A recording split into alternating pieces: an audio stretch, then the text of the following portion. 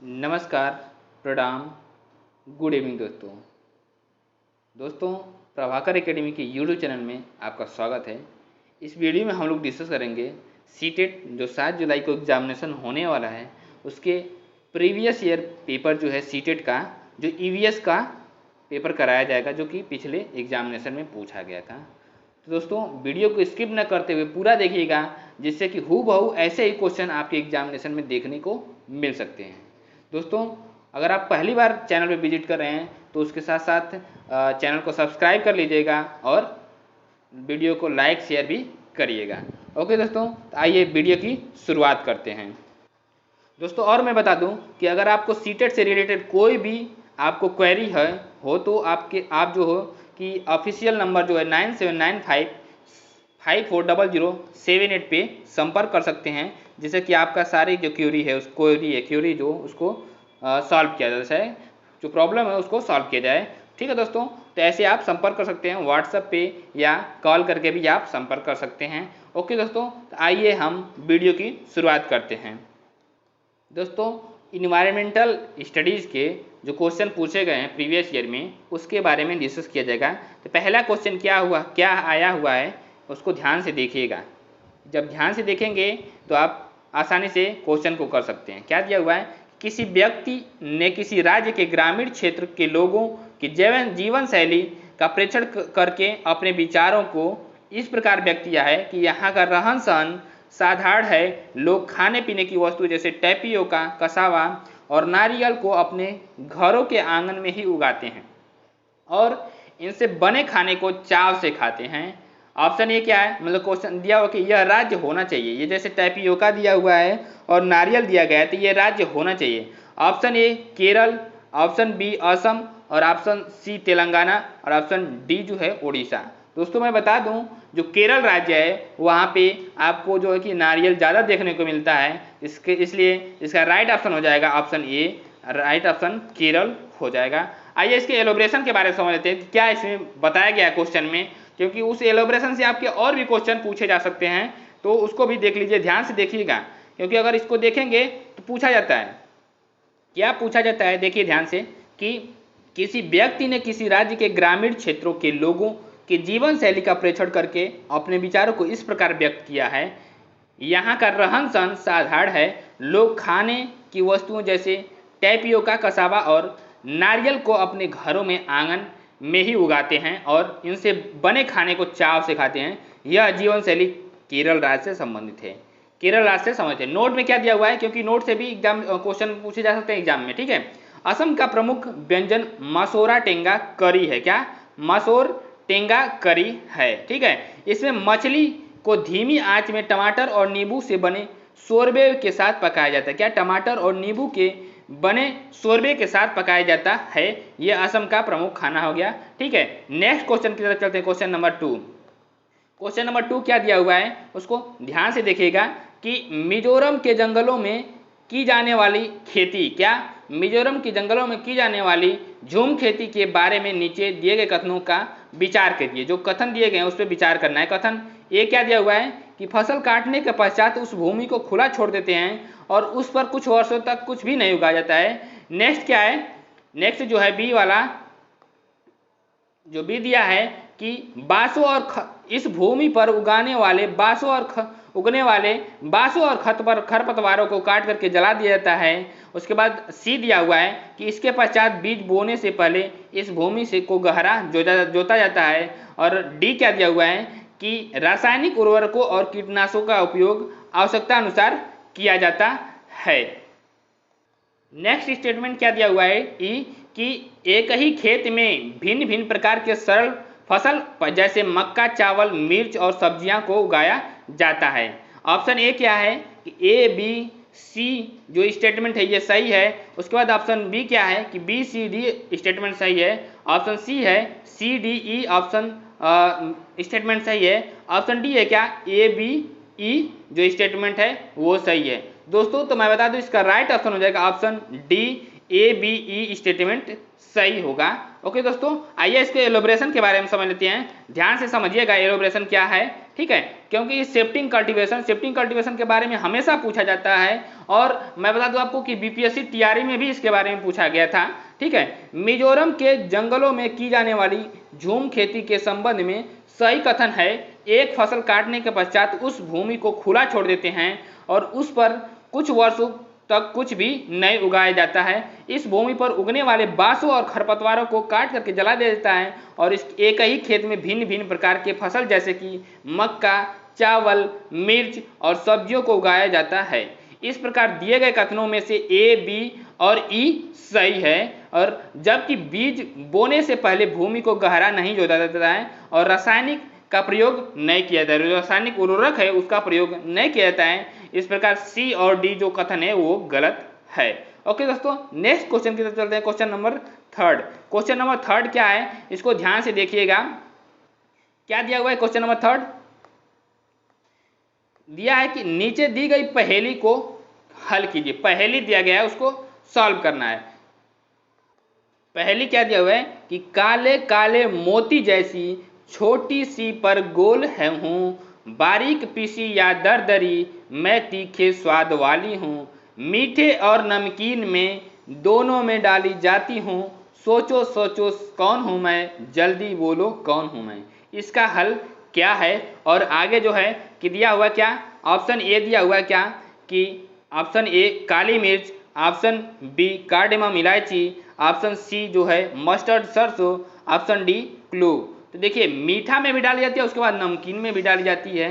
दोस्तों इसका right option हो जाएगा क्या, ऑप्शन ए हो जाएगा काली मिर्च। काली मिर्च जो है राइट ऑप्शन, काली मिर्च ऑप्शन ए हो जाएगा, ठीक है। बारीक भी होती है और दरदरी भी होती है, लेकिन स्वाद में कैसा तीखा होती है, तो इसलिए यही होगा। और मीठा में मतलब चाय में भी डाली जाती है, उसके साथ साथ नमकीन में भी इसको डाला जाता है, ठीक है दोस्तों। इसका हो जाएगा क्या, ऑप्शन ए पीपर हो जाएगा, मीन्स काली मिर्च हो जाएगा। इसका एलोब्रेशन है उसको बारे में भी समझ लीजिए। तो ये काली मिर्च से संबंधित है। ओके दोस्तों, क्या है ये, काली मिर्च से संबंधित है। आइए अब नेक्स्ट क्वेश्चन की तरफ चलते हैं।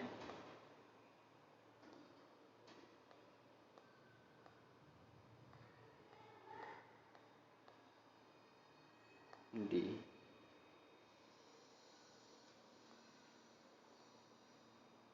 है रे,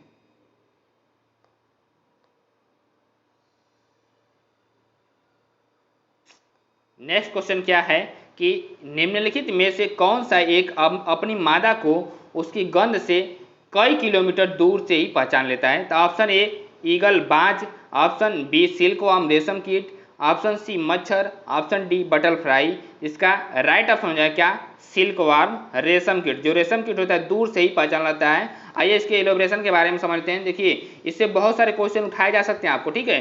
तो क्या होगा इसका कि रेशम कीट अपनी मादा को उसी गंध से कई किलोमीटर दूर से ही पहचान ढूंढ लेता है और मादा रेशम कीट अंडे देती है जिनसे लार्वा निकलते हैं, जैसे कैटरपिलर, इल्ली या रेशम कीट कहलाते हैं। ये आकार में वृद्धि करते हैं और जब कैटरपिलर अपने जीवन चक्र की अगली अवस्था में प्रवेश करने के लिए तैयार होता है तो प्यूपा कोशित कहलाता है। क्या कहता है, प्यूपा कोशित कहलाता है, जो अपने इर्द गिर्द एक जाल बुन लेता है। यह जाल उसे अपने स्थान में बने रहने से सहायता करता है। क्या, अपने स्थान में बने रहने से सहायता करता है। रेशम प्राप्त करने के लिए शहतूत के पेड़ों पर रेशम कीटों को पाला जाता है और उनके कोकून को एकत्रित करके रेशम के फाइबर प्राप्त करते हैं। क्या, रेशम के फाइबर प्राप्त करते हैं। और जो नोट दिया हुआ है, क्या, इसको ध्यान से समझिए नोट, कि रेशम कीट के अध्ययन को सेरीकल्चर कहते हैं। रेशम कीट के अध्ययन को सेरीकल्चर कहते हैं। और एपी कल्चर किसे कहते हैं, इसको आप कमेंट में करके बताइएगा। उसके साथ वीटी कल्चर किसे कहते हैं, इसको भी कमेंट में करके बताइए, कमेंट करके बताइएगा। ओके दोस्तों, नेक्स्ट क्वेश्चन की तरफ चलते हैं। Question number 5। क्वेश्चन नंबर 5 क्या दिया हुआ है कि निम्नलिखित में से उस शहर को चुनिए जहां अधिकांश लोग इलायची और बादाम डाला हुआ गर्म कहवा पीना पसंद करते हैं। Option A Shillong, option B Mysore, option C जो है हैदराबाद और ऑप्शन डी जो है कहाँ पे कि श्रीनगर। तो दोस्तों मैं बता दूं इसका राइट ऑप्शन हो जाएगा क्या, ऑप्शन डी श्रीनगर हो जाएगा। क्योंकि देखिए जहाँ पे गर्मी होगा, जहाँ पे ठंडी होगा, वहीं पे लोग गर्मी चीज़ें पियेंगे, तो इसलिए क्या हो जाएगा श्रीनगर हो जाएगा, राइट ऑप्शन डी हो जाएगा। दोस्तों इसके एलोब्रेशन के बारे में समझ लेते हैं, क्या दिया गया है एलोब्रेशन, इसको समझिएगा ध्यान से कि श्रीनगर के अधिकांश लोग इलायची और बादाम डाला हुआ गर्म कहवा पीना पसंद करते हैं। शिलांग जो है पूर्वोत्तर भारत के राज्य मेघालय में स्थित एक पूर्वोत्तर मतलब ईस्ट में ये है शिलांग, ठीक है, पर्वतीय स्थल एवं मेघालय की राजधानी है। मेघालय में खासी जनजाति पाई जाती है। क्या? मेघालय में खासी जनजाति के लोग मांसाहार के शौकीन होते हैं, मांसाहारी होते हैं और ये लोग अक्सर सूअर तथा मछली खाना पसंद करते हैं। यहाँ बनाया जाने वाला मछली का अचार मांसाहारी पर्यटकों से मशहूर है। क्या? हमारे मांसाहारी पर्यटकों में मशहूर है। हैदराबाद का मशहूर व्यंजन हैदराबादी बिरयानी है। क्या है? हैदराबादी बिरयानी है। आइए नेक्स्ट क्वेश्चन की तरफ चलते हैं, क्वेश्चन नंबर 6। क्वेश्चन नंबर 6 क्या दिया हुआ है, इसको ध्यान से देखिएगा। दिया है कि किसी व्यक्ति ने किसी राज्य के ग्रामीण क्षेत्रों का भ्रमण किया है और वहां जिस प्रकार के घरों में लोग रहते हैं उनके ढांचे के बारे में निम्नलिखित का विवरण दिया गया है। क्या है कि भारी वर्षा होने के कारण यहाँ के घर जमीन से लगभग 3 मीटर से 3.5 मीटर ऊपर बनाए जाते हैं, मतलब 10 से 12 फीट ऊपर बनाए जाते हैं, ठीक है, ऊंचाई पे। मजबूत बांस के खंभों पर बने होते हैं। लोग घर में प्रवेश करने के लिए सीढ़ी का प्रयोग करते हैं। क्या करते हैं? सीढ़ी का प्रयोग करते हैं। और नेक्स्ट पॉइंट क्या है, रात के समय सीढ़ी हटा देते हैं। ये घर अंदर से भी लकड़ी के बने होते हैं और इनकी छतें कैसी ढालू होती हैं, क्या होती है? ढाली होती हैं कि जैसे बारिश होगा तो आसानी से सारी चीज़ें पानी गिर जाएगा नीचे। ऑप्शन ए क्या है? हिमाचल प्रदेश का घर है ये। और ऑप्शन बी क्या है? मिजोरम का घर है। ऑप्शन सी जो है झारखंड का घर है। ऑप्शन डी क्या है? असम का घर है। तो दोस्तों इसका राइट ऑप्शन हो जाएगा ऑप्शन डी, असम का घर है। दोस्तों मैं बता दूं क्योंकि ये राइट ऑप्शन डी होगा इसलिए क्योंकि वहां पे सबसे ज्यादा बारिश होती है असम में, इसलिए जो है कि अपने उनके घरों का घर जो होता है 10 से 12 फीट के ऊपर पे ऊंचाई पे बनाया जाता है जिससे कि उसमें पानी न भरे और लकड़ी का बनाया जाता है। ओके दोस्तों, इसका जो एलोब्रेशन है आइए इसके बारे में समझ लेते हैं। इसका एलोब्रेशन क्या है, ध्यान से समझिएगा। क्या? किसी व्यक्ति ने किसी राज्य के अधिकांश ग्रामीण क्षेत्रों का भ्रमण किया और वहां उस प्रकार के घरों में लोग रखते हैं, उनके ढांचे के बारे में विवरण इस प्रकार देता है कि कहता है कि भारी वर्षा होने के कारण यहाँ पर जो असम घर जमीन से लगभग 3 मीटर से 3.5 मीटर लगभग 10 से 12 फीट ऊंचाई पर मजबूती बांस के खंभों पर बने हैं। लोग घर में प्रवेश करने के लिए सीढ़ी का प्रयोग करते हैं और रात के समय सीढ़ी हटा देते हैं। ये घर अंदर से भी लकड़ी के बने होते हैं और इनकी छतें ढालू हैं। यह विवरण असम राज्य से संबंधित है। क्या? असम राज्य से संबंधित है। और इस प्रकार के घरों को असम में स्टिल्ट हाउस बोलते हैं। क्या बोलते हैं? स्टिल्ट हाउस बोलते हैं। नेक्स्ट क्वेश्चन की तरफ चलते हैं, क्वेश्चन नंबर 7। क्वेश्चन नंबर 7 क्या है उसको ध्यान से देखिएगा, ठीक है। क्वेश्चन नंबर 7 दिया है कि दिल्ली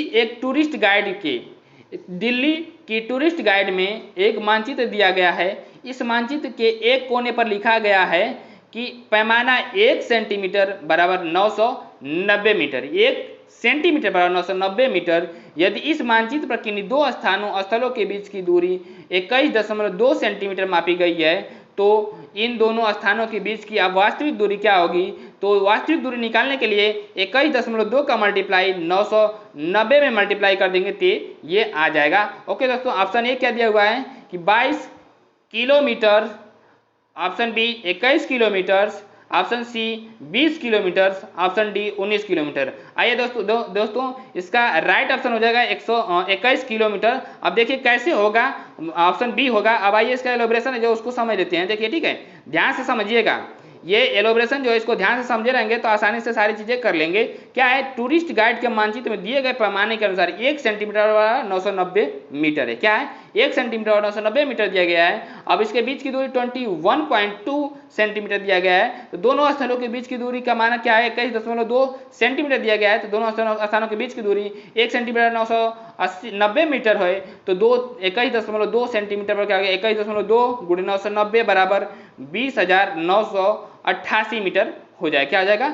20,988 मीटर हो जाएगा। अगर मान लीजिए कि हम लोग इसको क्या करते हैं, किलोमीटर में चेंज करते हैं, 20,988 मीटर हो गया तो 20,000 को किलोमीटर में बदलने के लिए 1,000 मीटर से भाग देंगे तो क्या हो जाएगा? 20.9 88 किलोमीटर दिया हुआ, अतः दोनों स्थानों के बीच की वास्तविक दूरी निकटतम 21 किलोमीटर होगी। क्या होगी? 21 की निकटतम लेंगे तो 21 किलोमीटर होगी, इसलिए इसका राइट ऑप्शन हो जाएगा क्या? ऑप्शन बी 21 किलोमीटर हो जाएगा। ओके दोस्तों, अब नेक्स्ट क्वेश्चन की तरफ चलते हैं। Question number 8। क्वेश्चन नंबर 8 क्या दिया गया है कि निम्नलिखित में से मच्छरों द्वारा फैलने वाले 2 रोगों के युग्म जोड़े से चुनिए। क्या? जोड़े को चुनिए जो किससे हो रहे हैं? मच्छर से फैलने वाले रोग हैं। ओके दोस्तों, तो आइए देखते हैं क्या है वो रोग। दोस्तों ऑप्शन ए क्या दिया हुआ? मच्छर से होने वाले रोग को पहचानना। ठीक है, ऑप्शन ए दिया हुआ मलेरिया और टाइफाइड। दोस्तों मैं बता दूं, मलेरिया जो होता है मच्छर से होता है, बट टाइफाइड जो है पानी की गंदगी से होता है, तो इसलिए ऑप्शन ए सही नहीं होगा। उसके बाद ऑप्शन बी क्या दिया? चिकनगुनिया और डेंगू दिया। तो चिकनगुनिया भी मच्छर से होता है और उसका डेंगू भी मच्छर से होता है। दोस्तों मैं बता दूं, इसका राइट ऑप्शन बी ही होना चाहिए सही। ठीक है, राइट ऑप्शन बी ही होगा। उसके बाद सी क्या दिया हुआ है? कॉलेरा और हैजा। तो कॉलेरा और हैजा जो है, कॉलेरा और टाइफाइड नहीं होता है। ठीक है, और उसके बाद डेंगू और कॉलेरा दिया हुआ है, तो डेंगू तो होता है मच्छर से, बट कॉलेरा नहीं होता है। इसका राइट ऑप्शन क्या हो जाएगा? Option B. उसका एलोब्रेशन क्या है उसके बारे में ध्यान से समझ लीजिए। मच्छरों से होने वाले रोग के बारे में एलोब्रेशन रहेगा, उसको ध्यान से समझिएगा कि मच्छरों द्वारा फैलने वाले 2 रोगों के युग्म जोड़े चिकनगुनिया और डेंगू हैं। डेंगू एक मच्छर जनित उष्णकटिबंधीय बीमारी है। क्या? उष्णकटिबंधीय बीमारी है जो dengue virus genus flavi virus के कारण होती है। जेनस फ्लेवी वायरस के कारण होती है। इसका प्रसार मच्छरों की कई जीनस एडीज प्रजातियां मुख्य रूप से एडीज इजिप्टी द्वारा होता है। क्या? एडीज इजिप्टी द्वारा होता है। और डेंगू बुखार को हड्डी तोड़ बुखार के नाम से भी जाना जाता है। क्या? डेंगू बुखार को हड्डी तोड़ बुखार के नाम से भी जाना जाता है। और यह मच्छर चिकनगुनिया, पित्त ज्वर और जिंका का संक्रमण का भी वाहक है। राष्ट्रीय वेक्टर जनित रोग। क्या? राष्ट्रीय वेक्टर जनित रोग नियंत्रण कार्यक्रम NVBDCP के अनुसार भारत में 6 वेक्टर जनित बीमारी हैं, जिसमें मलेरिया, डेंगू, लिम्फेटिक फाइलेरिया, कालाजार, जापानी इंसेफ्लाइटिस और चिकनगुनिया शामिल हैं। ओके दोस्तों, आइए कुछ और भी दिया गया नोट में, उसके बारे में समझ लीजिएगा कि डेंगू के प्रमुख लक्षण तेज बुखार। डेंगू के कौन कौन से लक्षण है? देखिए दोस्तों इसको ध्यान से समझ लीजिए, क्योंकि आपको डेंगू भी बहुत सारे मार्केट में लोगों को होते हुए देखते होंगे। हो सकता है कि किसी को भी डेंगू पकड़ सकता है, तो इसलिए आप उससे पहले ही सुरक्षित रहेंगे तो सही रहेगा। डेंगू होने से बहुत सारे लोगों को डेथ भी हो जाती है, बहुत सारे लोगों का। ठीक है, तो डेंगू के प्रमुख लक्षण क्या है? तेज बुखार होना। तेज बुखार होगा, त्वचा पर चेचक जैसे लाल चकत्ते और तथा मांसपेशियों और जोड़ों का दर्द शामिल होता है। क्या? हड्डी में बहुत ज्यादा दर्द होता है। ठीक है, चिकनगुनिया के प्रमुख लक्षण सिर दर्द होता है, थकान होती है और जोड़ों में दर्द होता है, अचानक उभरता है। क्या? अचानक उभरता है। ठीक है दोस्तों, नेक्स्ट क्वेश्चन की तरफ, क्वेश्चन नंबर 9। क्वेश्चन नंबर 9 क्या है उसके बारे में समझिएगा। क्वेश्चन नंबर 9 दिया हुआ है कि निम्नलिखित में से पक्षियों का वह युगल जोड़ा चुनिए जिनकी दृष्टि श्रेष्ठ होती है और हमारी तुलना में 4 गुनी दूरी की वस्तुओं को देख सकते हैं। ऑप्शन ए कौवा और चील है। चील को तो ज़्यादा दिखाई देता है, कौवों को भी दिखाई देगा। ठीक है, उसके बाद ऑप्शन बी बाज और गिद्ध है। तो ऑप्शन सी क्या दिया हुआ है? शकरखोरा और बाज दिया हुआ है। ऑप्शन डी कौवा और गिद्ध दिया हुआ है। तो दोस्तों इसको बता दो, राइट ऑप्शन क्या हो जाएगा? बी हो जाएगा राइट ऑप्शन, बाज और गिद्ध। अब इस कैसे होगा उसके बारे में समझ लीजिएगा। ठीक है, बाज और गिद्ध कैसे होगा उसको समझिए कि पक्षियों में बाज और, दोस्तों मैं बता दूं इसको समझने के लिए मैंने ईवीएस में क्लास लिया है, उसके ईवीएस के सारे वीडियो को देख लेंगे तो आपका कंसेप्ट ईवीएस का क्लियर हो जाएगा, जिससे कि आप ईवीएस में 30 में से 26 तो नंबर 25, 26, 27, 28 भी ला सकते हैं। ओके दोस्तों, तो ऐसे जब उसको कंसेप्ट क्लियर रहेंगे, सिलेबस पे आप कम से कम सिलेबस को जब कंप्लीट किए रहेंगे तो बहुत अच्छा रहेगा एग्जाम देने से पहले। ठीक है, आइए देखते हैं इसको क्या है कि पक्षियों में बाज गिद्ध की दृष्टि अन्य पक्षियों की तुलना में श्रेष्ठ होती है और ये हमारी तुलना में 4 गुनी दूरी की वस्तुओं को स्पष्ट देख सकते हैं। क्या? 4 गुनी दूरी की वस्तुओं को स्पष्ट देख सकते हैं। बाज एक शिकारी पक्षी है, इसके पंख पतले मुड़े हुए होते हैं जो उसे तेज गति से उड़ने और उसी गति से अपना दिशा बदलने में सहायक होते हैं। क्या? उसी गति से अपना दिशा बदलने में सहायता करते हैं। नोट, हाल ही में पर्यावरण, वन एवं जलवायु परिवर्तन मंत्री ने देश में गिद्धों के संरक्षण के लिए एक गिद्ध कार्य योजना 2020-25 शुरू किया है गिद्ध को बचाने के लिए। ओके दोस्तों, आइए क्वेश्चन नंबर 10 की तरफ चलते हैं। क्वेश्चन नंबर 10 क्या दिया गया है इसके बारे में ध्यान से देखिए। वह राज्य जहां तुरंग का अर्थ जंगल है कौन सा है? वह राज्य जिसमें तुरंग का अर्थ जंगल माना जाता है उसको क्या बोलते हैं? तो ऑप्शन ए क्या है? Mizoram. Option B Jharkhand, option C जो है अरुणाचल प्रदेश और ऑप्शन डी छत्तीसगढ़। तो इसका राइट ऑप्शन हो जाएगा झारखंड। झारखंड में जो तोरंगों को क्या बोलते हैं, जो कि जंगल बोलते हैं दोस्तों। इसका आइए एलोब्रेशन देख लेते हैं, ध्यान से समझिएगा एलोब्रेशन कि तोरंग नाम का अर्थ झारखंड में जंगल होता है और कुडुख भाषा झारखंड के आदिवासियों द्वारा बोली जाती है, जिसमें जंगल का वर्णन करने के लिए तोरंग शब्द का प्रयोग किया जाता है। झारखंड सहित कई राज्यों के आदिवासी क्षेत्रों में रहने वाले आदिवासी समुदाय में कुडुख सबसे अधिक बोली जाने वाली भाषाओं में से एक है। यह एक द्रविड़ भाषा, क्या यह एक द्रविड़ भाषा है। नोट क्या है इसको भी समझ लीजिएगा कि आदिवासी के लोग हैं जो जंगल के पास रहते थे और अपनी बुनियादी जरूरतों जैसे भोजन, दवा आदि के लिए जंगल पर निर्भर रहते हैं। आइए नेक्स्ट क्वेश्चन की तरफ चलते हैं। Question number 11। क्वेश्चन नंबर 11 क्या दिया है उसके बारे में ध्यान से समझिएगा दोस्तों, ठीक है। क्वेश्चन नंबर 11 क्या दिया है इसको ध्यान से समझिएगा। दिया है कि किसी विद्यालय में किसी छात्र का घर X और उसका विद्यालय Y पर है।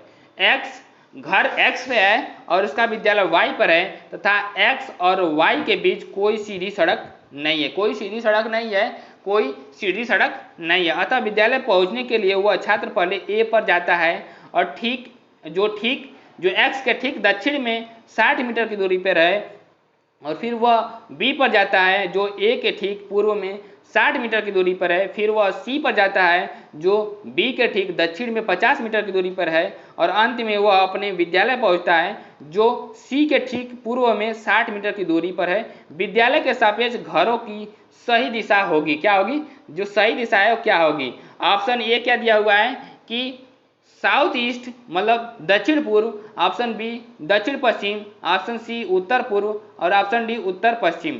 दोस्तों इसका एलोब्रेशन क्या है इसको समझिएगा क्योंकि इस क्वेश्चन को लगाना पड़ेगा। तो आइए यहाँ पे समझते हैं कैसे लगेगा, ठीक है दोस्तों। क्या दिया गया है कि घर X है। अब यहाँ से जब ये बोला है कि किधर गया, इधर गया है 60 मीटर, मतलब कि जो कि अपने घर से जो है कि पश्चिम की तरफ गया, अपने घर से दक्षिण की तरफ गया 60 मीटर। उसके बाद फिर क्या है, यहाँ से मुड़ करके किधर गया, पूरब की तरफ 60 मीटर गया है। फिर यहाँ से फिर मुड़ करके जो है कि राइट मुड़ करके फिर 50 मीटर सी पे गया है। उसके बाद फिर लेफ्ट मुड़ करके विद्यालय वाई पे आया है। दोस्तों X से लेकर के Y तक ये दूरी हो जाएगी, उसकी क्या हो जाएगी, उसकी दूरी हो जाएगी। मीन्स यहाँ पे ये 60 है, यहाँ पे 60 है, तो यहाँ पे भी कुछ आ जाएगा। अतः विद्यालय के सापेक्ष उसके घर की सही दिशा क्या होगी, दिशा यहाँ पे पूछा है, दूरी नहीं पूछा है, दिशा पूछा है, तो किधर हो जाएगा। ऐसे जब ऐसे खींच लेंगे तो ये इसके बीच में आ जाएगा, ठीक है। तो क्या हो जाएगा, उत्तर पश्चिम हो जाएगा, क्या आ जाएगा, उत्तर पश्चिम हो जाएगा। यहाँ पे देखना है ना, उत्तर पश्चिम, ये विद्यालय है उत्तर पश्चिम में, ठीक है, उत्तर पश्चिम में हो जाएगा। ओके दोस्तों, इसका राइट ऑप्शन क्या हो जाएगा, उत्तर पश्चिम। राइट ऑप्शन नॉर्थ वेस्ट हो जाएगा, नॉर्थ वेस्ट, ठीक है दोस्तों। आइए नेक्स्ट क्वेश्चन की तरफ चलते हैं। नेक्स्ट क्वेश्चन 12 की तरफ चलते हैं, ध्यान से देखिएगा। दिया है क्वेश्चन कि एक train Bhiwandi road railway station से 22 नवंबर 2022 को 20:30 बजे निकल करके 24 नवंबर को 2022 को 3 बजे नगर कोइल रेलवे स्टेशन पर पहुंचती है। यदि ट्रेन में इन दोनों रेलवे स्टेशनों के बीच की दूरी 1877 किलोमीटर की दूरी चली तो ट्रेन की औसत चाल निकटतम है। ऑप्शन ए 58 किलोमीटर प्रति घंटा, ऑप्शन बी 59 किलोमीटर प्रति घंटा, ऑप्शन सी 60 किलोमीटर प्रति घंटा और ऑप्शन डी जो दिया हुआ है कि 62 किलोमीटर प्रति घंटा। तो आइए इसको जो सॉल्यूशन है उसके बारे में पहले देख लेते हैं, उसके बाद बताते हैं कौन सा राइट ऑप्शन होगा। तो दोस्तों 22 नवंबर को कुल समय चली ट्रेन क्या है, 22 नवंबर को, ठीक है। तो क्या हो जाएगा, 3 घंटा चली है। 24, 22, 20 बज के चल रही है, 20 से 24 जाएगा तो कितना हो जाएगा, 3.5 घंटा हो जाएगा, ठीक है। रात को 20 बजे मतलब 8 बजे शाम को चल रही है, उसके बाद 20 बजे 24 बजे का मतलब कि रात को 12 बजेगा, तो 3 घंटा 30 मिनट हो जाए, ठीक है। 23 नवंबर को कुछ समय चली जो है 24 घंटा चली है। 24 नवंबर को 3.5 घंटा चली है, ठीक है। अब इन सबों को 3.5 घंटा, 24 घंटा, 3 घंटा ये जोड़ देंगे तो कितना आ जाएगा, 24, 36, 30 घंटा 5 मिनट, 30 घंटा 30.5 हो जाएगा। 30 घंटा 30 मिनट मतलब 30 घंटा 30.5 घंटा हो जाएगा, ठीक है। कुल लगा समय 30 घंटा 30 मिनट मतलब 30.5 घंटा हो जाएगा, ठीक है। अब कुल तय दूरी कितना दिया हुआ, 1877 किलोमीटर है। तो औसत चाल बराबर क्या होता है, कुल दूरी बटे कुल समय, 1877 बटे 30.5, क्या 30.5। तो इसका जब डिवाइड करेंगे तो 61.54 किलोमीटर प्रति घंटा आएगा। अतः 61.54 को हम लिख सकते हैं क्या 62 किलोमीटर प्रति घंटा। इसलिए इसका राइट ऑप्शन हो जाएगा, राइट ऑप्शन इसका डी 62 किलोमीटर प्रति घंटा हो जाएगा। ओके दोस्तों, नेक्स्ट क्वेश्चन की तरफ चलते हैं। नेक्स्ट क्वेश्चन 13 दिया हुआ है कि मध्य प्रदेश के 3 सीमा अंतर्गत प्रदेश कौन है। मध्य प्रदेश से कौन कौन जुड़े हुए स्टेट हैं। तो ऑप्शन ए क्या दिया हुआ है, गुजरात, राजस्थान, महाराष्ट्र। क्या गुजरात, राजस्थान, महाराष्ट्र। ऑप्शन बी क्या दिया हुआ है, उत्तर प्रदेश, बिहार, छत्तीसगढ़। ऑप्शन सी क्या दिया हुआ है, महाराष्ट्र, छत्तीसगढ़, झारखंड। ऑप्शन डी क्या दिया हुआ है, गुजरात, तेलंगाना, उड़ीसा। दोस्तों मैं बता दूं इसका राइट ऑप्शन हो जाएगा ऑप्शन ए गुजरात। गुजरात जुड़ा हुआ है मध्य प्रदेश से, उसके बाद फिर क्या है, राजस्थान जुड़ा हुआ है, उसके बाद महाराष्ट्र जुड़ा हुआ है मध्य प्रदेश। तो आज राइट ऑप्शन क्या हो जाएगा, ए हो जाएगा। आइए इसको एलिब्रेशन के बारे में समझते हैं, ध्यान से समझिएगा। ठीक है दोस्तों, कि मध्य प्रदेश की सीमा 5 राज्यों से लगती है। कौन कौन से लगती है, देखिए ध्यान से। उत्तर पूर्व में उत्तर प्रदेश, दक्षिण पश्चिम महाराष्ट्र, और दक्षिण पूर्व में छत्तीसगढ़, और उत्तर पश्चिम में राजस्थान, और पश्चिम में गुजरात। क्या, पश्चिम में गुजरात। मध्य प्रदेश पूर्णतः चारों ओर से स्थलों से घिरा हुआ है। प्रदेश की सीमा न तो किसी सागरीय सीमा को स्पर्श करती है और न ही किसी अंतर्राष्ट्रीय सीमा को। यह देश के मध्य में स्थित है, इसलिए इसे हृदय प्रदेश भी कहा जाता है, या इसलिए मध्य प्रदेश भी कहा जाता है। क्षेत्रफल की दृष्टि से राजस्थान के बाद दूसरा सबसे बड़ा राज्य है। क्या, क्षेत्रफल की दृष्टि से राजस्थान के बाद दूसरा सबसे बड़ा राज्य है। राज्य की अधिकतम सीमा उत्तर प्रदेश से लगती है। राज्य की सबसे ज्यादा, मध्य प्रदेश की सबसे ज्यादा सीमा जो है उत्तर प्रदेश से लगती है। नेक्स्ट क्वेश्चन की तरफ चलते हैं, क्वेश्चन नंबर 14। क्वेश्चन नंबर 14 क्या है, इसको ध्यान से देखिएगा। क्वेश्चन नंबर 14 दिया है कि राज्यों का वह एक समूह चुनिए जो समुद्र तट अरब सागर पे है। क्या, अरब सागर पे है। तो ऑप्शन ए जो है कि Tamil Nadu, Orissa, Andhra Pradesh. Option B Kerala, Karnataka, Maharashtra. Option C जो है गुजरात, महाराष्ट्र, उड़ीसा। ऑप्शन डी जो है गुजरात, केरल, तेलंगाना।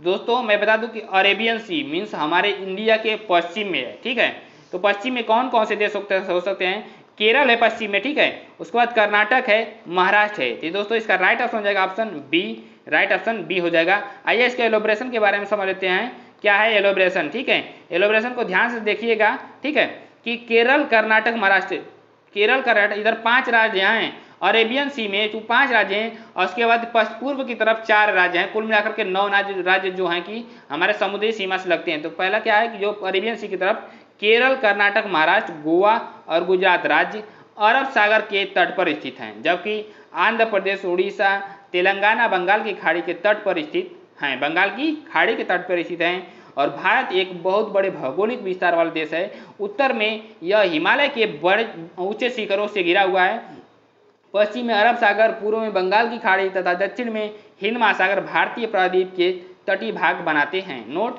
प्रायद्वीप स्थल का वह भाग है जो 3 तरफ से जल पे घिरा होता है। जो 3 तरफ से जल से घिरा होता है उसको प्रायद्वीप बोलते हैं। प्रायद्वीप को इंग्लिश में पेनिसुला बोलते हैं। क्या बोलते हैं, पेनिसुला बोलते हैं। और जो चारों तरफ से वाटर बॉडी से घिरा होता है उसको आइसलैंड बोलते हैं। क्या बोलते हैं, आइलैंड बोलते हैं, आइलैंड बोलते हैं। जैसे अंडमान निकोबार द्वीप समूह, उसको क्या बोलते हैं, आइलैंड बोलते हैं। ओके दोस्तों, चारों तरफ से पानी से घिरा हुआ। नेक्स्ट क्वेश्चन की तरफ चलते हैं। क्वेश्चन नंबर क्या है, यह कि निम्नलिखित में से वह युगल चुनिए जो हमारे देश के एक राज्य और एक केंद्र शासित प्रदेश से मिलकर के बना है।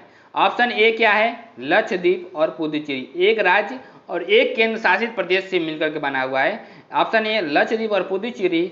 ऑप्शन बी जो है दोनों, यहाँ पे दोनों यूनियन टेरेटरी हो जाएंगी। ऑप्शन बी क्या दिया हुआ है, चंडीगढ़ और दिल्ली, तो ये भी दोनों यूनियन टेरेटरीज हैं। उसके बाद ऑप्शन सी क्या है, नागालैंड और लद्दाख। ठीक है, ऑप्शन डी क्या दिया हुआ है, मणिपुर और मेघालय। मणिपुर, मेघालय दोनों जो है क्या स्टेट हैं, और इसमें क्या है नागालैंड और लद्दाख में जो ये स्टेट हो गया, ये यूनियन टेरेटरी होगा।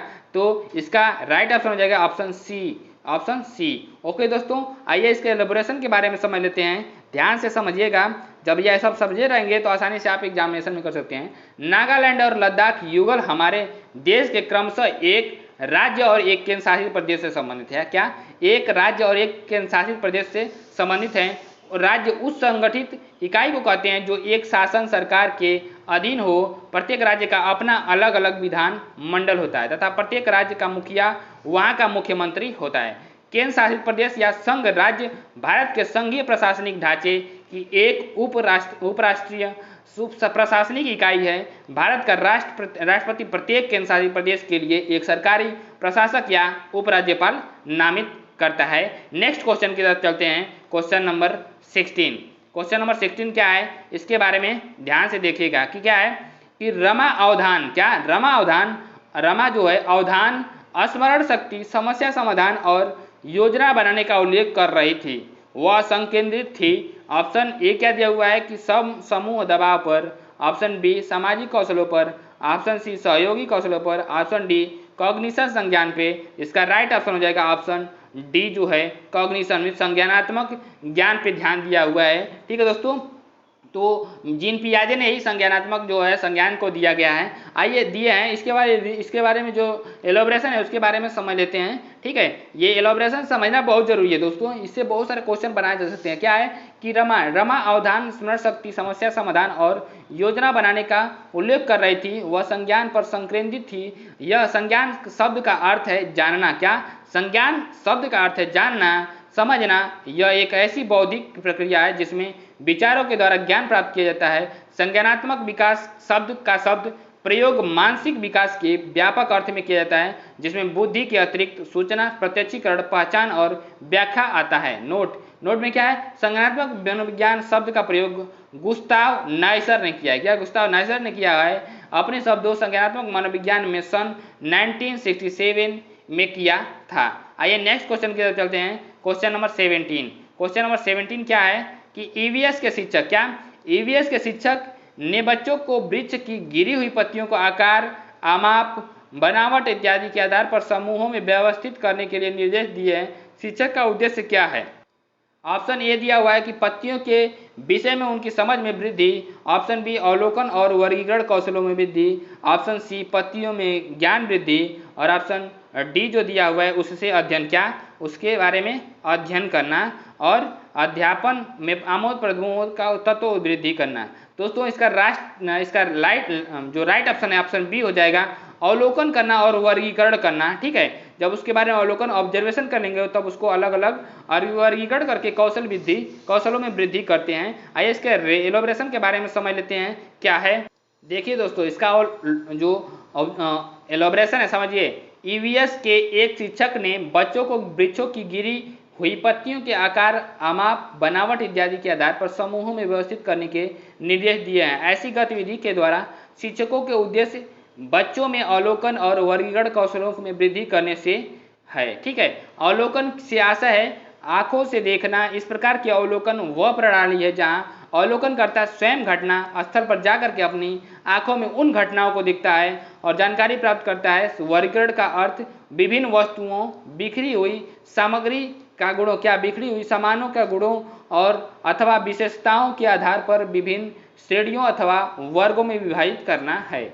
नेक्स्ट क्वेश्चन की चलते हैं, क्वेश्चन नंबर 18। क्वेश्चन नंबर 18 क्या दिया हुआ है, इसको ध्यान से देखिएगा कि विद्यार्थियों में पर्यावरण दृष्टिकोण व पर्यावरण ज्ञान की जागरूकता लाने के लिए एक पर्यावरण अध्ययन की शिक्षक पर क्या कर सकता है। तो ऑप्शन ए क्या है कि शिक्षक उनसे घरेलू वस्तुओं को बनाने में प्रयोग कर होने वाले जैविक व भौतिक संसाधनों की सीमित उपलब्धता बताएगा। ऑप्शन बी क्या है, शिक्षक अपने आसपास उपस्थित वनस्पति व पशुओं पर व्यवहार, मानव व्यवहार के प्रभाव को बताएगा। ऑप्शन जो डी दिया हुआ, क्या सी दिया है कि शिक्षक राष्ट्रीय एवं अंतर्राष्ट्रीय डॉक्यूमेंट्री फिल्में दिखाएगा। और उसके बाद डी दिया हुआ है, क्या शिक्षक औद्योगिकरण के लिए वन उन्मूलन के महत्व को समझाएगा। अब इसके जो ये स्टेटमेंट थे, अब ऑप्शन क्या दिया हुआ है इसको ध्यान से समझिएगा।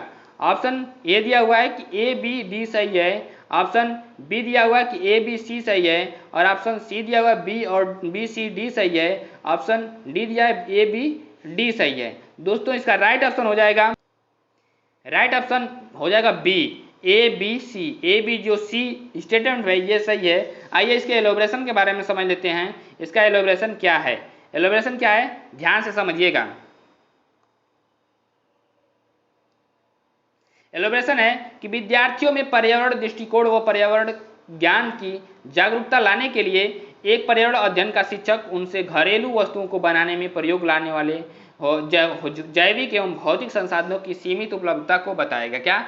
सीमित उपलब्धता को बताएगा। अपने आसपास उपस्थित वनस्पतियों व पशुओं पर मानव व्यवहार के प्रभाव को बताएगा और राष्ट्रीय और अंतर्राष्ट्रीय फिल्में दिखाएगा। पर्यावरण अध्ययन को पढ़ाने का उद्देश्य बच्चों में पर्यावरणीय समस्याओं के बारे में जागरूकता पैदा करना है और पर्यावरण से उससे जुड़ी समस्याओं के बारे में बुनियादी ज्ञान प्रदान करना। क्या? बुनियादी ज्ञान प्रदान करना है। नेक्स्ट क्वेश्चन के चलते क्वेश्चन नंबर 19। क्वेश्चन 19 क्या है? क्रियाकलाप आधारित अधिगम के अभ्यास में निहित निम्नलिखित चरणों को सही क्रम में व्यवस्थित कीजिए। तो आइए चरण क्या है उसको ध्यान से देखिएगा।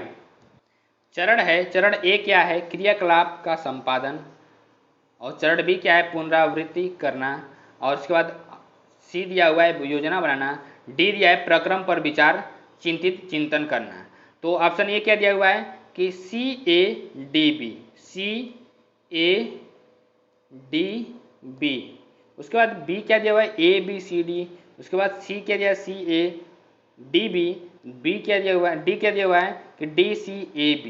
दोस्तों इसका राइट ऑप्शन हो जाएगा ऑप्शन ए, जो CADB हो जाएगा राइट ऑप्शन ए। मीन्स पहले क्या करेगा? प्लानिंग करेगा, उसके बाद फिर उसको क्रियाकलाप का संपादन करेगा, उसके बाद डी वाला है मीन्स इस प्रक्रम पर विचार करेगा, चिंतन करेगा, उसके बाद लास्ट में क्या करेगा? पुनरावृत्ति करेगा। ओके दोस्तों, तो इसका राइट ऑप्शन हो जाएगा ऑप्शन ए हो जाएगा। अब इसके एलोबरेशन के बारे में समझ लीजिए।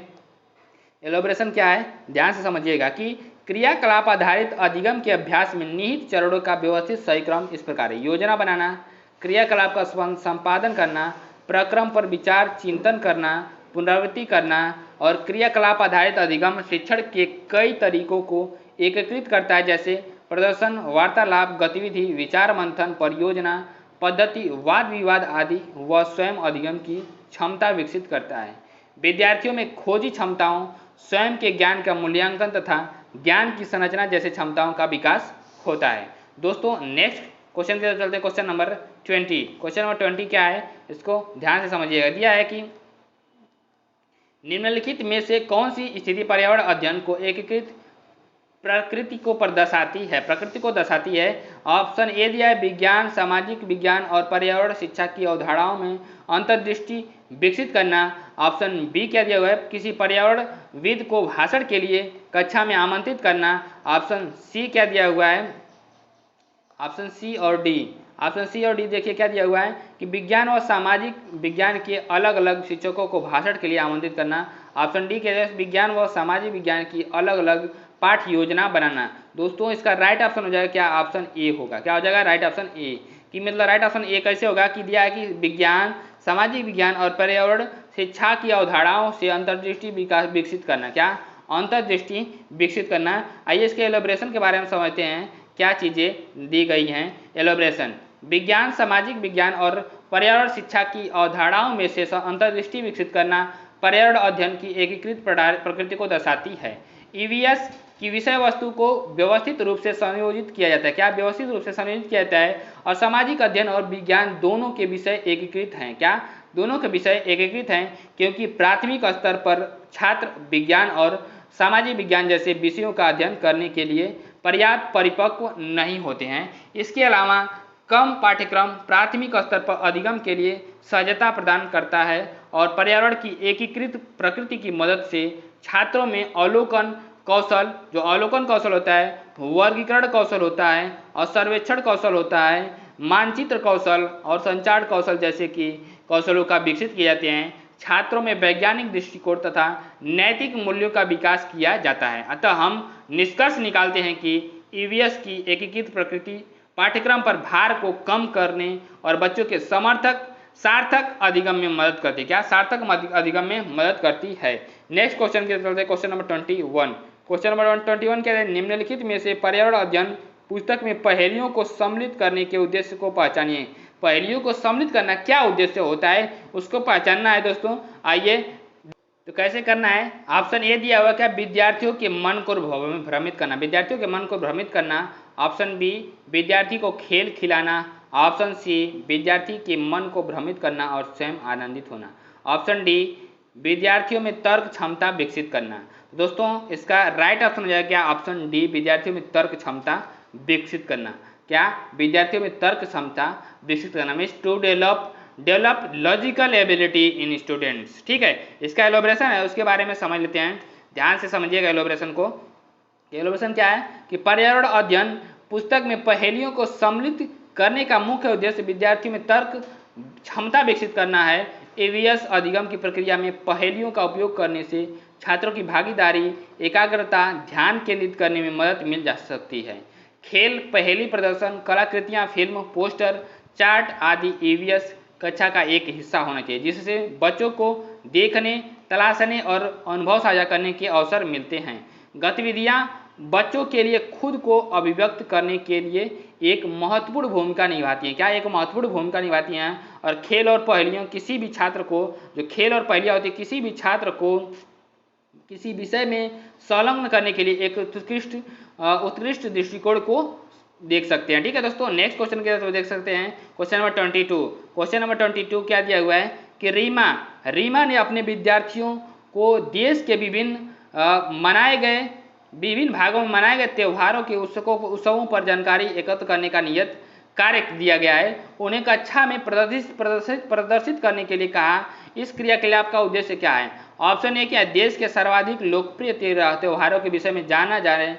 और ऑप्शन बी क्या दिया हुआ है, ऑप्शन बी दिया हुआ है कि हमारे देश में सांस्कृतिक की विविधता के विषय में विद्यार्थियों को संवेदनशील बनाया जाए। ऑप्शन सी दिया हुआ है, हमारे देश में मनाए जाने वाले विभिन्न त्योहारों का एक रिकॉर्ड बनाया जाए। और ऑप्शन जो डी दिया हुआ है कि विभिन्न त्योहारों को उत्सव के रूप में मनाए जाने के लिए विद्यार्थियों को प्रेरित करना। दोस्तों इसका राइट ऑप्शन हो जाएगा ऑप्शन बी। ऑप्शन बी क्या है, राइट ऑप्शन बी हो जाएगा कि हमारे देश में संस्कृति की विविधता के विषय में विद्यार्थियों को संवेदनशील बनाया जाए। क्या, संवेदनशील बनाया जाए कि हमारे देश में बायोडाइवर्सिटी बहुत ज़्यादा है। ठीक है, means sensitize students about diversity of cultural in our country, हमारे कंट्री में। ठीक है दोस्तों, इसका राइट ऑप्शन बी हो जाएगा। देखिए इसका एलोब्रेशन क्या है कि रीमा ने अपने विद्यार्थियों को देश के में विभिन्न भागों में मनाए गए विभिन्न त्योहारों के उत्सवों पर जानकारी एकत्र करने का नियत कार्य दिया है और उन्हें कक्षा में प्रदर्शित करने के लिए कहा है।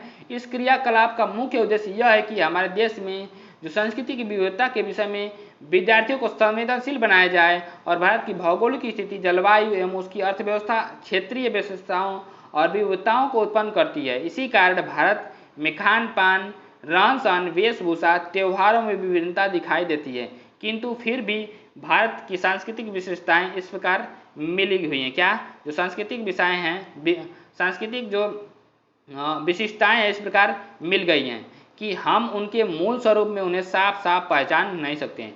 इसलिए कहा गया है कि हमारी एकता के कारण हम शक्तिशाली हैं। क्या, हमारी एकता के कारण हम शक्तिशाली हैं। नेक्स्ट क्वेश्चन की तरफ चलते हैं। नेक्स्ट क्वेश्चन 23 की तरफ चलते हैं। क्वेश्चन नंबर 23 क्या दिया हुआ है कि आदित्य एक ईवीएस शिक्षक अपने विद्यार्थियों के साथ बैठे हैं और उन्हें चिकनी मिट्टी से कई चीज़ें बनानी सीखी है। क्या, एक विद्यार्थी जो अन्य विद्यार्थियों के साथ फर्श पर नहीं बैठ सकती थी, वह कुर्सी पर बैठी है और उनसे आदित्य और उसके सहपाठियों से चिकनी मिट्टी से विभिन्न वस्तुएं बनानी सीखी। इस क्रियाकलाप के दौरान आदित्य ने बच्चों से बात की और सृजनात्मकता को प्रोत्साहित किया। उसने विद्यार्थियों को चिकनी मिट्टी का उपयोग करके अपनी पसंद का दृश्य बनाने के लिए कहा। क्या, अपनी पसंद का दृश्य बनाने के लिए कहा और प्रत्येक समूह ने एक भिन्न विचार प्रस्तुत किया एवं एक भिन्न दृश्य बनाया। इसके द्वारा उसके अवसर प्रदान किए गया। उसने अवसर प्रदान किया किस चीज़ का? तो ऑप्शन ए, मतलब स्टेटमेंट ए दिया हुआ क्या कि विद्यार्थियों को उनकी प्रतिभा प्रदर्शित करने का अवसर प्रदान किया, या बी दिया हुआ स्टेटमेंट जिससे कि वे अपनी क्षमता को बेहतर कर सके। सी दिया हुआ क्या, विद्यार्थियों की प्रतिद्वंदता को मन में बैठाना है। तो इसका स्टेटमेंट जो ऑप्शन क्या दिया हुआ है, ऑप्शन के अकॉर्डिंग क्या दिया हुआ है कि ऑप्शन ए में दिया हुआ है बी और सी सही है, ऑप्शन बी में दिया हुआ है ए बी सी सही है, और ऑप्शन सी क्या दिया हुआ है ए और सी सही है, ऑप्शन डी ए और डी सही है। तो इसका राइट ऑप्शन हो जाएगा, राइट ऑप्शन इसका डी हो जाएगा, ए और बी। ए और बी जो है सही है, डी वाले में प्रतिद्वंद्विता का मन बैठाना नहीं है। ठीक है, तो दोस्तों ये बी वाला नहीं, इसमें कहा होगा, ये सी वाला नहीं होगा, ए और बी सही होगा। ओके दोस्तों, आइए इसके एलोब्रेशन के बारे में समझते हैं। डी क्या दिया हुआ है, एलोब्रेशन दिया है कि आदित्य एक ईवीएस शिक्षक अपने विद्यार्थियों के साथ बैठे और उन्होंने चिकनी मिट्टी से कई चीज़ें बनानी सीखी है। एक विद्यार्थी जो अन्य विद्यार्थियों के साथ फर्श पर नहीं बैठ सकती थी, वह कुर्सी पर बैठी है और उसने आदित्य और उसके सहपाठियों से चिकनी मिट्टी के विभिन्न वस्तुएं बनानी सीखी। इस क्रियाकलाप के दौरान आदित्य ने बच्चों से बातें की और सृजनात्मकता को प्रोत्साहित किया। उसने विद्यार्थियों को चिकनी मिट्टी का उपयोग करके अपना पसंद का दृश्य बनाने के लिए कहा और प्रत्येक समूह के एक विभिन्न विचार प्रस्तुत किया, एक दृश्य बनाया। इसके द्वारा उसने विद्यार्थियों को उनकी प्रतिभा प्रदर्शित करने का अवसर प्रदान किया जिससे कि वह अपनी क्षमता को बेहतर कर सके। नेक्स्ट क्वेश्चन नंबर 24 क्या दिया हुआ है कि यदि आपको ईवीएस में कोई विषय पढ़ाना कठिन लगे तब एक शिक्षक के रूप में आप क्या करेंगे। ऑप्शन ए, मुख्य बिंदुओं की पुनरावृत्ति करेंगे। ऑप्शन बी, विद्यार्थियों से प्रश्न करेंगे। ऑप्शन सी, उससे पढ़िए और पढ़ाइए। ऑप्शन डी जो है समूह शिक्षण रणनीति का उपयोग करेंगे। दोस्तों इसका राइट ऑप्शन हो जाएगा ऑप्शन डी, समूह शिक्षण रणनीति का उपयोग करेंगे। ओके दोस्तों, राइट ऑप्शन डी हो जाएगा। आइए इसके एलोब्रेशन के बारे में समझ लेते हैं। देखिए दोस्तों, इसका एलोब्रेशन क्या है, यदि आपको ईवीएस में कोई विषय पढ़ाना कठिन लगे तब एक शिक्षक के रूप में आप समूह शिक्षण रणनीति उपयोग करेंगे। समूह शिक्षण या टोली शिक्षण एक सुव्यवस्थित प्रणाली है जिसमें कई शिक्षक मिलकर के विद्यार्थियों के एक समूह को अनुदेशन प्रदान करते हैं और एक साथ मिलकर के किसी विशिष्ट प्रकरण के लिए शिक्षण का उत्तरदायित्व लेते हैं, ताकि शिक्षण के उद्देश्य के अनुसार शिक्षण समूह के कार्यक्रम में आवश्यक शिक्षण परिवर्तन लाया जा सके। और इसके अंतर्गत प्रथम सोपान में शिक्षण की योजना तैयार की जाती है। क्या योजना तैयार की जाती है। ओके दोस्तों, 25 क्वेश्चन नंबर क्या दिया हुआ है इसके बारे में समझिए। आरती के विद्यालय में ईवीएस की एक प्रदर्शनी का आयोजन किया गया है। आपके अनुसार निम्नलिखित में से कौन सा सर्वाधिक उपयुक्त उद्देश्य है। ऑप्शन ए, जो विद्यार्थियों और माता पिता को संतुष्ट करना। ऑप्शन बी, विद्यार्थियों में रचनात्मक प्रवृत्ति को निर्दिष्ट करना। ऑप्शन सी जो है प्रधानाध्यापक और सहकर्मियों को पसंद करना। ऑप्शन डी जो दिया गया है कि विद्यार्थियों को भावी पेशों के विकल्पों के लिए प्रशिक्षण देना। दोस्तों इसका राइट ऑप्शन हो जाएगा क्या, कि ऑप्शन बी मीन्स विद्यार्थियों में रचनात्मक प्रवृत्ति को निर्दिष्ट करना। राइट ऑप्शन हो जाएगा क्या, ऑप्शन बी, विद्यार्थियों में रचनात्मक प्रवृत्ति को निर्दिष्ट करना। आइए इसको एलोब्रेशन के बारे में समझ लेते हैं। ध्यान से एलोब्रेशन को समझिएगा कि आरती के विद्यालय में ईवीएस की एक प्रदर्शनी का आयोजन किया गया है। आपके अनुसार सर्वाधिक उपयुक्त उद्देश्य विद्यार्थियों में रचनात्मक प्रवृत्ति को निर्दिष्ट करना है। विद्यार्थियों में प्रदर्शनी आयोजित कर निम्नलिखित उद्देश्य पूर्ण किए जाते हैं। पर्यावरण सुरक्षा तथा संरक्षण के उपायों को अपनाने के लिए प्रेरित करना। नेक्स्ट स्टेप क्या है कि विद्यार्थियों को उत्साहवर्धन तथा उनके विचारों में अनुप्रयोग का अवसर प्रदान करना। और थर्ड स्टेप क्या है, थर्ड जो है कि विद्यार्थियों में पर्यावरण का ज्ञान जागृत करना। फोर्थ क्या, सहपाठियों की उपलब्धियों को देखने का अवसर प्रदान करना ताकि अन्य विद्यार्थियों कुछ भी नवीन कार्य करने के लिए अग्रसर हो जाएं। ओके दोस्तों, नेक्स्ट क्वेश्चन की तरफ चलते हैं। नेक्स्ट क्वेश्चन क्या दिया हुआ है, क्वेश्चन नंबर 26 क्या दिया हुआ है कि ईवीएस में शिक्षण अधिगम प्रक्रम की विधि निर्भर नहीं करती। देखिए क्वेश्चन को अच्छे से पढ़िएगा क्योंकि यहाँ पे नहीं करके ज़्यादा देता है जिससे कि आपको अच्छे से फंसाया जा सके। मीन्स एनसीईआरटी जो होती है फंसाने का काम ज़्यादा करती है। ओके दोस्तों, तो आप फंसिएगा नहीं, अच्छे से करिएगा। ईवीएस में शिक्षण अधिगम प्रक्रम की विधि निर्भर नहीं करती है। ऑप्शन ए क्या है, विद्यालय के दर्शन शास्त्र पर। ऑप्शन बी, संसाधनों की उपलब्धता पर। ऑप्शन सी, बच्चों की आवश्यकताओं पर। ऑप्शन डी, बच्चों की पूर्व अधिगम अनुभव पर। दोस्तों इस पर निर्भर करती है, अनुभवों पर निर्भर करती है और आवश्यकताओं पर भी निर्भर करती है, संसाधनों की उपलब्धता पर भी निर्भर करती है, लेकिन विद्यालय के दर्शन शास्त्र पर निर्भर नहीं करती है। इसलिए राइट ऑप्शन क्या हो जाएगा, ए हो जाएगा राइट ऑप्शन। ओके दोस्तों, आइए इसके एलोब्रेशन के बारे में समझ लेते हैं। इसका एलोब्रेशन क्या है, ध्यान से समझिएगा। एलोब्रेशन है कि ईवीएस में शिक्षण अधिगम प्रक्रम की विधि विद्यालय के दर्शन शास्त्र पर निर्भर नहीं करती है, बल्कि संसाधनों की उपलब्धता पर बच्चों की आवश्यकताओं पर और बच्चों की पूर्व अधिगम अनुभवों पर ईवीएस में शिक्षण अधिगम प्रक्रम की विधि पर निर्भर करता है और बच्चे स्वभाव से जिज्ञासु होते हैं और यह उनके सवालों अन्वेषण वृत्ति और चीज़ों में होने के पीछे के कारण को होती है। ठीक है दोस्तों, लेकर के आग्रहों में व्यक्त होता है। प्रयोग और अन्वेषण को बच्चों को जांच करने और निष्कर्ष निकालने के लिए प्रोत्साहित किए जाते हैं, जिनमें बच्चे अपनी गतिविधियों को स्वयं कर सकते हैं और अवलोकन से सीख सकते हैं। क्वेश्चन नंबर 27 की तरफ चलते हैं। 27 क्या दिया हुआ है, इसको ध्यान से देखिएगा कि ईवीएस का शिक्षण अधिक प्रभावी होगा यदि शिक्षक, ऑप्शन ए, विभिन्न अर्थपूर्ण और संदर्भित क्रियाकलापों का संचालन करें। क्या? विभिन्न अर्थपूर्ण और संदर्भित क्रियाकलापों का संचालन करें। उसके बाद बी क्या दिया हुआ है कि का अपने विषय पर अधिक अधिकार हो। क्या? का अपने विषय पर अधिक अधिकार हो। ऑप्शन सी के दिया विषय समाप्त करने के पश्चात गृह कार्य नियत कार्य दे। और उसके बाद ऑप्शन डी जो दिया हुआ है, क्या?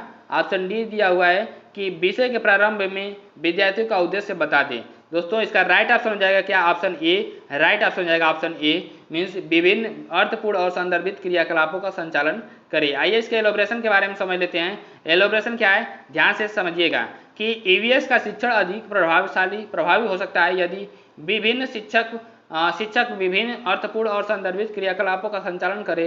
ईवीएस शिक्षण को अधिक प्रभावी करने वाले प्रमुख बिंदु निम्न है। क्या है कि ईवीएस कहानी और कविताओं में बच्चों को अपने साथियों के साथ जोड़ने में मदद करता है और यह बच्चों को एक प्रभावी सीखने का माहौल प्रदान करता है।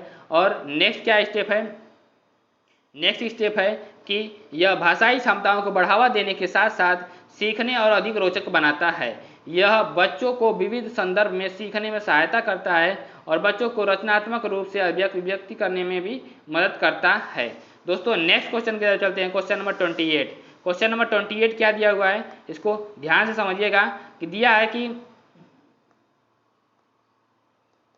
ईवीएस के शिक्षण को प्रक्रिया कौशलों को प्रोत्साहित करना चाहिए जो जांच आधारित हाथ से करने वाले अधिगम की घटनाएं हैं। निम्नलिखित में से कौन सा एक कौशल नहीं है? कौन सा कौशल नहीं है? ऑप्शन ए नियत करना, ऑप्शन बी ऑब्जर्वेशन प्रेक्षण करना, ऑप्शन सी पूर्वानुमान लगाना, ऑप्शन डी निष्कर्ष निकालना। दोस्तों इसका जो कौशल नहीं है तो ऑप्शन ए जो है डिटरमाइनिंग मतलब नियत करना, ये कौशल नहीं है, तो इसका राइट ऑप्शन क्या हो जाएगा? ऑप्शन ए हो जाएगा। इसका एलोब्रेशन जो है इसको ध्यान से देख लीजिएगा। एलोब्रेशन क्या है? एलोब्रेशन है कि दोस्तों एलोब्रेशन है कि ईवीएस के शिक्षण प्रक्रिया को कौशलों को प्रोत्साहित करना चाहिए जो जांच आधारित हाथ से करने वाले अधिगम की घटनाएं हैं, जिनमें से नियत करना एक कौशल नहीं है, जबकि प्रेक्षण करना, पूर्वानुमान लगाना, निष्कर्ष निकालना ईवीएस शिक्षण कौशल को प्रोत्साहित करने में मदद करते हैं। ईवीएस सिखाने के लिए बच्चों के संदर्भ में सीखने की स्थिति बनाना बहुत महत्वपूर्ण है। प्रत्यक्ष जानकारी, परिभाषाएं और विवरण देने से बचने के लिए प्रयास किए जाने की जरूरत है। क्या? विवरण देने से बचने के लिए प्रयास किए जाने की जरूरत है और इसके बजाय बच्चों को अपने आसपास और अन्य बच्चों, बड़ों और अन्य महत्वपूर्ण माध्यम से ज्ञान निर्माण के लिए परिस्थितियों का निर्माण करना चाहिए। ओके दोस्तों, आइए नेक्स्ट क्वेश्चन की तरफ चलते हैं। नेक्स्ट क्या हुआ है 29 क्या दिया हुआ है कि राष्ट्रीय शिक्षा नीति 2020 राष्ट्रीय शिक्षा नीति NEP 2020 के अनुसार पर्यावरण अध्ययन को एक विषय के तौर पर किस कक्षा समूह में स्थान दिया गया है? ऑप्शन ए फर्स्ट, सेकेंड और third, option B third, fourth और फिफ्थ, ऑप्शन सी 6 और 8 में और ऑप्शन डी जो है 9 और 10 में। इसका राइट ऑप्शन हो जाएगा ऑप्शन बी, कक्षा 3, 4, 5 में दिया गया है। कक्षा 3, 4, 5 में ईवीएस है, उसके बाद SST हो गया। ठीक है दोस्तों, अब नेक्स्ट इसका जो एलोब्रेशन है इसको ध्यान से समझ लीजिएगा। एलोब्रेशन क्या है ध्यान से समझिएगा। ठीक है दोस्तों, क्या है कि राष्ट्रीय शिक्षा नीति 2020 के अनुसार पर्यावरण अध्ययन को एक विषय के तौर पर कक्षा 3, 4 और 5 की समूह में स्थान दिया गया है। नई राष्ट्रीय शिक्षा नीति के महत्वपूर्ण बिंदु क्या हैं? वर्तमान शिक्षा नीति अंतरिक्ष वैज्ञानिक के कस्तूरीरंगन की अध्यक्षता वाली समिति की रिपोर्ट पर आधारित है और इसके अंतर्गत केंद्र व राज्य सरकार के सहयोग से शिक्षा क्षेत्र पर जीडीपी के 6% जीडीपी जो है उसका 6% जो हिस्सा का सार्वजनिक व्यय पर लक्ष्य रखा गया है। उसके बाद नेक्स्ट पॉइंट क्या है? नेक्स्ट पॉइंट है कि 2030 तक सकल नामांकन अनुपात ग्रास एनरोलमेंट रेशियो GER को 100% लाने का लक्ष्य रखा गया है।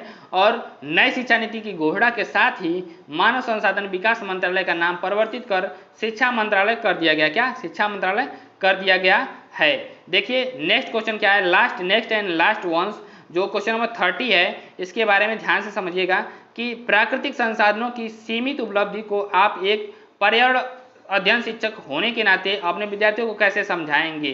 तो ऑप्शन ए क्या है, प्राकृतिक संसाधनों पर एक अच्छी सी पाठ्य पुस्तक के माध्यम से। ऑप्शन बी क्या है, प्राकृतिक संसाधनों का एक अच्छा व्याख्यान दे करके। और नेक्स्ट क्या है, ऑप्शन सी दिया हुआ है कि किसी पर्यावरण विशेषज्ञ द्वारा भाषण के माध्यम से। नेक्स्ट उसके बाद क्या ऑप्शन जो डी दिया गया है कि कक्षा में बच्चों को कोयले का टुकड़ा दिखाकर उसकी भविष्य में उपलब्धता एवं उपयोग संबंधी चर्चा करके। दोस्तों इसका राइट ऑप्शन हो जाएगा ऑप्शन डी, जो है कि कक्षा में बच्चों को कोयले का टुकड़ा दिखा करके उसकी भविष्य में उपलब्धता एवं उपयोग के बारे में संबंधित चर्चा करते हैं। ओके दोस्तों, इसका एलोब्रेशन क्या है, इसको ध्यान से समझ लीजिए। एलोब्रेशन क्या है कि प्राकृतिक संसाधनों को सीमित उपलब्धि को आप एक पर्यावरण अध्ययन शिक्षक होने के नाते अपने विद्यार्थियों को कक्षा में कोयले का एक टुकड़ा दिखाकर के उसकी भविष्य में उपलब्धता एवं उपयोग संबंधी चर्चा करके उसे समझाएंगे। जो संसाधन प्रकृति से प्राप्त होते हैं और आधुनिक संसाधन के बिना उपयोग में लाए जाते हैं वे प्राकृतिक संसाधन कहलाते हैं। क्या कहलाते हैं? प्राकृतिक संसाधन कहलाते हैं। संसाधनों का सतर्कतापूर्वक उपयोग करना और उन्हें नवीनीकरण के लिए समय देना संसाधन संरक्षण कहलाता है। और संसाधनों के संरक्षण के अनेक तरीके होते हैं। प्रत्येक व्यक्ति उपभोग को कम करके वस्तुओं के पुनः चक्रण पर ज़्यादा ध्यान देगा। क्या? वस्तुओं के पुनः चक्रण और पुनः उपयोग द्वारा योगदान दे सकता है। नोट क्या है, प्राकृतिक संसाधनों का वितरण भूभाग, जलवायु, ऊंचाई जैसे अनेक भौतिक कारकों पर निर्भर करता है। दोस्तों वीडियो यहीं पे एंड होती है। और दोस्तों चैनल को स्किप न करते हुए वीडियो को पूरा दिखेगा और चैनल को सब्सक्राइब और लाइक और ये सारी चीज़ें कर लीजिएगा, जिससे कि आपको आपके दोस्तों तक ये सारे चैनल पहुंच जाए। नमस्कार दोस्तों।